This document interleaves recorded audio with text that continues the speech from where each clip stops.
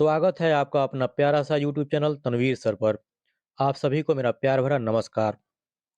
दोस्तों, जैसा कि मैंने कल ही बताया था आप लोगों को कि आज से जो वीडियो अपलोड किया जाएगा, आप लोगों को जो वीडियो मिलेगा, उसमें रिवीजन होगा। यानी कि एक तरह से रिवीजन क्लास आप कह सकते हैं इसको। जो पुराने हैं उनके लिए रिवीजन होगा और जो नए जो भी दोस्त हैं, उनके लिए एक तरह से जो है नया तरह से तैयारी हो जाएगा।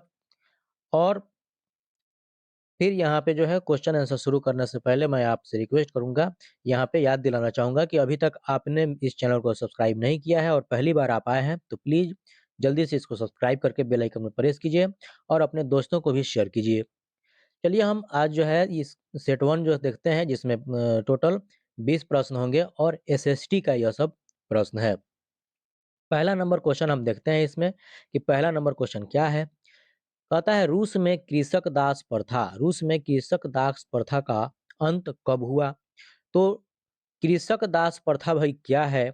आखिर कृषक दास प्रथा का मतलब क्या हुआ? दास प्रथा का मतलब तो समझ ही रहे होंगे, लेकिन इसमें कृषक है, कृषक का मतलब कृषि से है।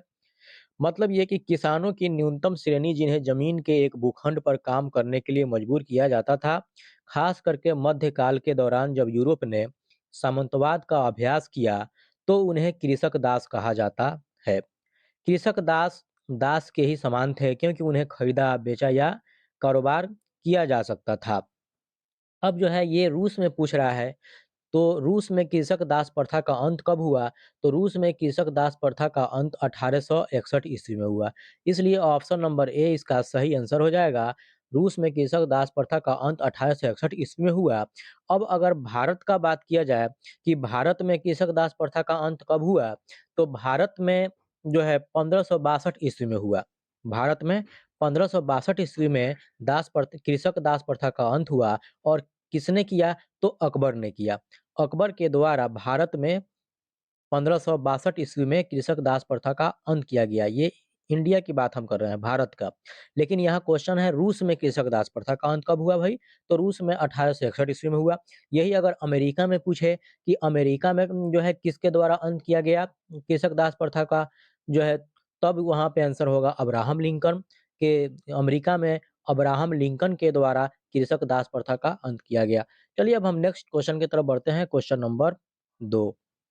2 नंबर क्वेश्चन कहता है कि लंदन में अनिवार्य प्राथमिक शिक्षा कब लागू हुई? लंदन में अनिवार्य प्राथमिक शिक्षा कब से लागू हो गई भई?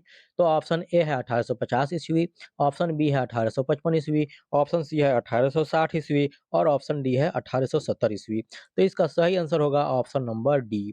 ऑप्शन नंबर डी इसका सही आंसर होगा 1870 ईस्वी। लंदन में अनिवार्य प्राथमिक शिक्षा जो है 1870 ईस्वी में लागू हुई।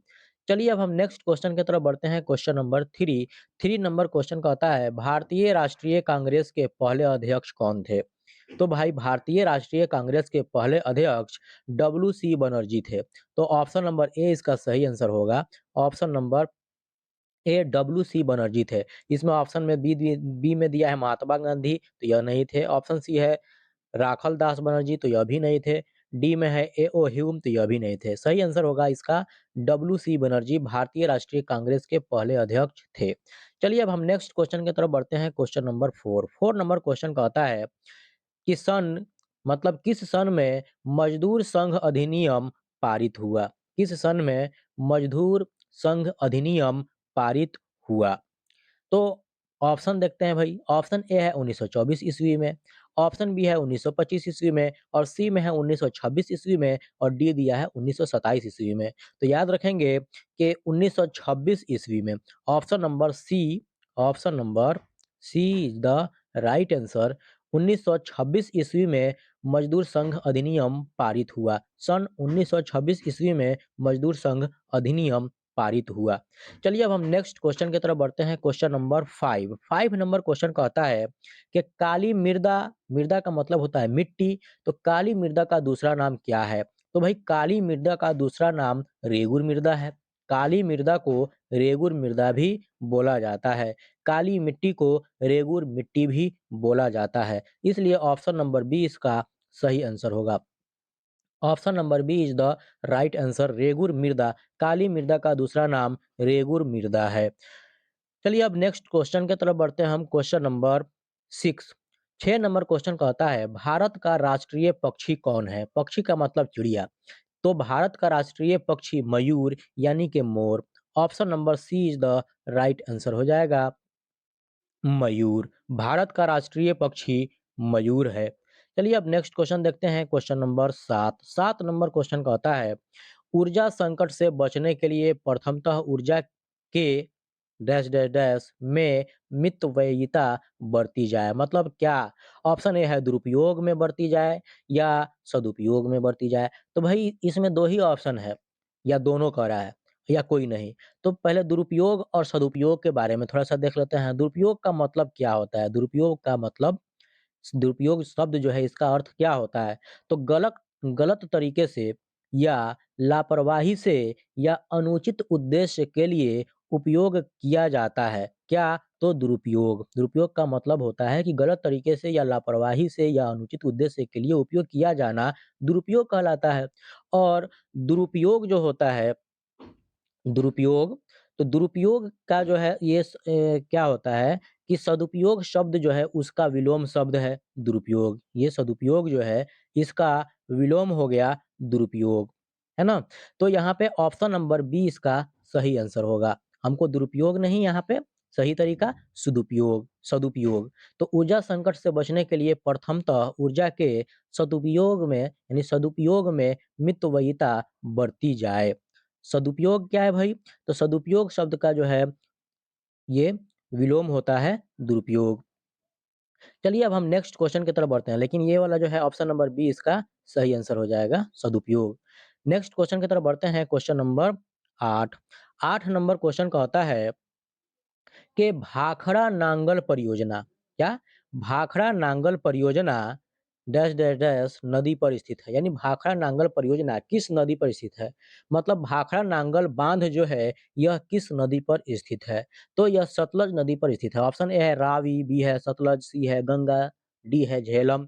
तो ऑप्शन नंबर बी इसका सही आंसर हो जाएगा। Option number B Sutlej. Bhakra Nangal परियोजना सतलज नदी पर स्थित है। अब जरा सा भाखड़ा नांगल परियोजना के बारे में थोड़ा सा चर्चा यहाँ पे कर लिया जाए।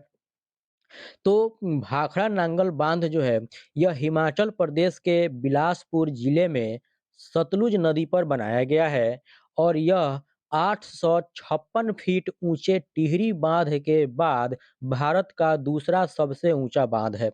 याद रखिएगा कि भाखड़ा नांगल बांध जो है यह हिमाचल प्रदेश के बिलासपुर जिले में सतलुज नदी पर बनाया गया है और यह 856 फीट ऊंचे टिहरी बांध के बाद भारत का दूसरा सबसे ऊंचा बांध है।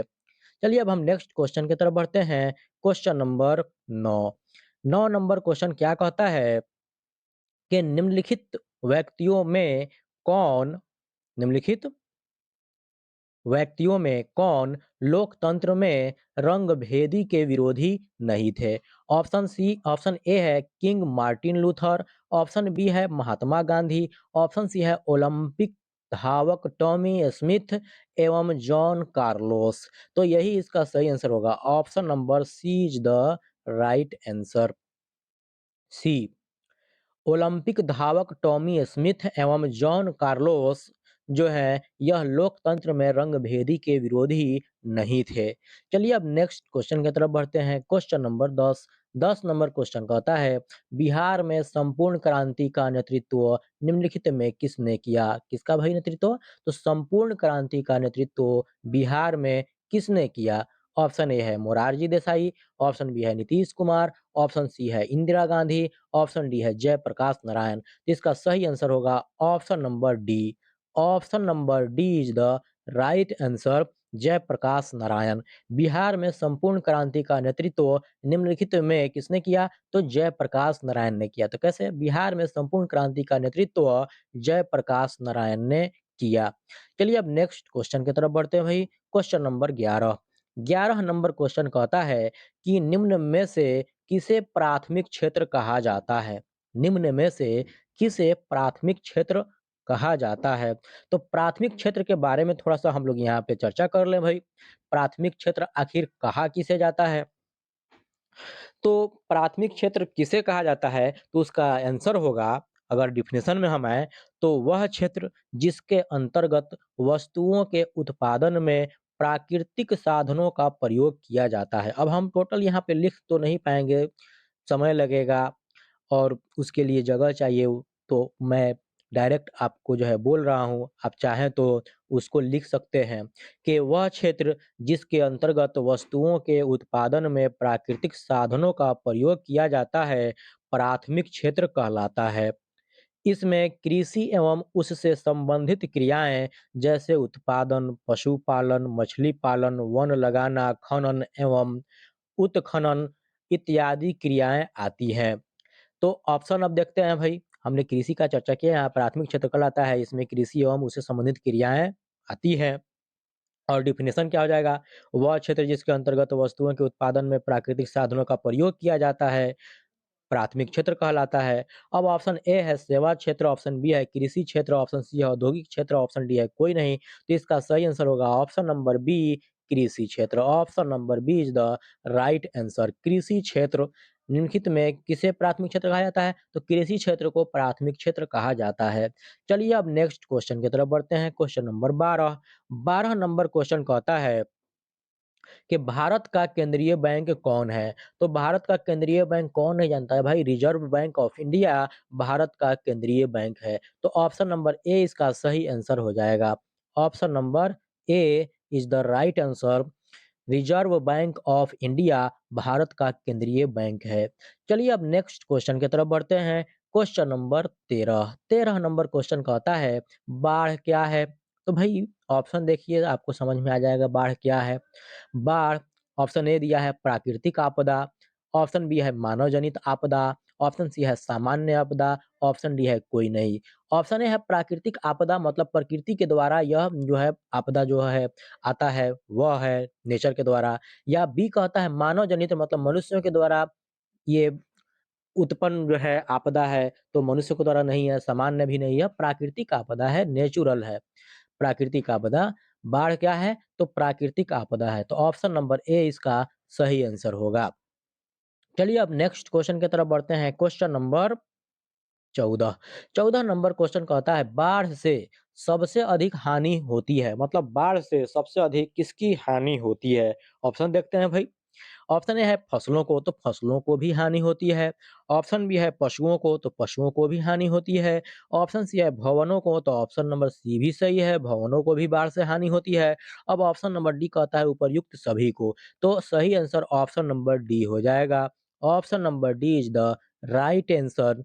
उपर्युक्त सभी को यानी कि बाढ़ से सबसे अधिक फसलों को भी हानि होती है, पशुओं को भी हानि होती है, भवनों को भी हानि होती है, यानी जान-माल से लेके सब कुछ का हानि होता है। चलिए अब नेक्स्ट क्वेश्चन की तरफ बढ़ते हैं। Question number 15। 15 नंबर क्वेश्चन कहता है कि रक्त एवं लौह की नीति का अवलंबन किसने किया? भाई ध्यान देंगे ज़रा-सा, अवलंबन का मतलब क्या होता है? अवलंबन का मतलब, अवलंबन यह एक संस्कृत शब्द हो गया जिसका मतलब होता है आधार या सहारा। तो रक्त एवं लौह की नीति का अवलंबन किसने किया?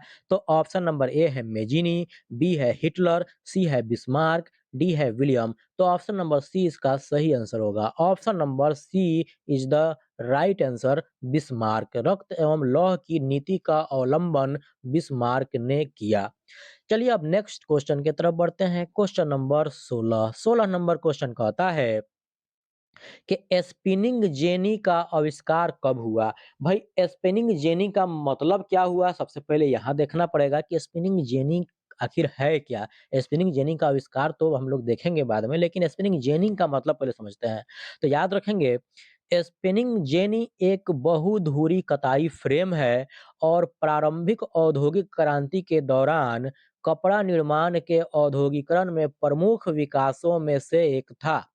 स्पिनिंग जेनी, स्पिनिंग जेनी मतलब क्या था कि इससे जो है सूती वाला जो कपड़ा होता है उसका निर्माण किया जाता था और यानी प्रारंभिक औद्योगिक क्रांति के समय इसका जो है निर्माण हुआ था। मतलब स्पिनिंग जेनी एक बहुधुरी कताई फ्रेम है और प्रारंभिक यानी एक तरह से कहिए चरखा पे जैसे बनता था, कपड़ा बनाया जाता था, तो वही जो है स्पिनिंग जेनी वैसे ही जो है उसका चरखा को कह सकते हैं आप। वह एक जो है एक बहुधुरी कताई फ्रेम है और प्रारंभिक औद्योगिक क्रांति के दौरान कपड़ा निर्माण के औद्योगिकरण में प्रमुख विकासों में से एक था। स्पिनिंग जेनी का आविष्कार जेम्स अब ध्यान देंगे ज़रा सा किसने भी किया था? स्पिनिंग जेनी का आविष्कार जेम्स हारग्रीव्ज ने किया था।